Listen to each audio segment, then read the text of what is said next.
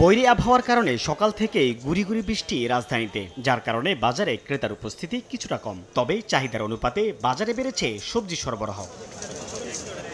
সোমবার রাজধানীর কারওয়ান বাজারে 1 কেজি করলা বিক্রি হয়েছে 60 টাকা, অথচ 3 দিন আগেও দাম ছিল 80 টাকা। পটল, ঢেঁড়স ও পেঁপে মিলছে 50 টাকার মধ্যেই। তবে কিছুটা দাম বেড়েছে বেগুনের। কিছু কমছে, কিন্তু আরো যে এখন যে সিজন আরো অনেকটা কম থাকার কথা। সবজি বাজারে কিছু কমে আসুক, যাতে সাধারণ মানুষ সঠিকভাবে নিতে পারে। পেঁয়াজের সরবরাহ বৃদ্ধি পাওয়া আর রাস্তার চাঁদাবাজি বন্ধের প্রভাবে কেজিতে 10 থেকে 15 টাকা দাম কমে বিক্রি হচ্ছে সেঞ্চুরির ঘরে। আর আলুর দাম কমেছে কেজিতে 10 টাকা। দেখা যায় 120 টাকা 10 টাকা ছিল, 5 টাকা কমছে। এটা তো কোনো কমা নেই। আলু আগে বিক্রি করতাম 55-60, এখন 50 টাকা।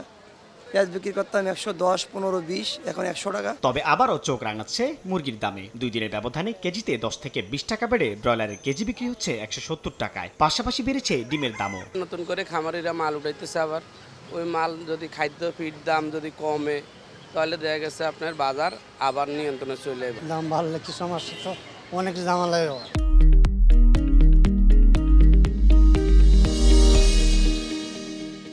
দুপুরে রাজধানীর খিলগাঁও বাজারে শিক্ষার্থী ও ভোক্তা অধিকার সংরক্ষণ অধিদপ্তরের যৌথ অভিযান পরিচালনা করা হয়। এ সময় শিক্ষার্থীরা বলেন, যতদিন ব্যবসায়ীরা সঠিক পথে না আসে ততদিন তাদের এই কার্যক্রম অব্যাহত থাকবে। মেয়াদ উত্তীর্ণ থাকে বেশি, আর ওনাদের কোনো রসিদ রাখে না। আসলে আমরা একটা পার্মানেন্ট সলিউশন চাই, যাতে আমাদের যারা জনগণ আছে, ভোক্তা আছে, তাদের কোনো সমস্যা না হয়। এ সময় মেয়াদ উত্তীর্ণ পণ্যের পাশাপাশি মূল্য তালিকা না থাকায় 3 প্রতিষ্ঠানকে 25,000 টাকা জরিমানা করে ভোক্তা অধিকার। একই অপরাধ পুনরায় সংঘটিত হয় তখন যে সাজা উনি পেয়েছেন, সেই সাজা দ্বিগুণ সাজার উপর বিধান আছে। সংস্থাটির সহকারী পরিচালক আরও বলেন, অসাধু ব্যবসায়ীরা ঠিক না হলে আরও কঠোর শাস্তির আওতায় আনা হবে।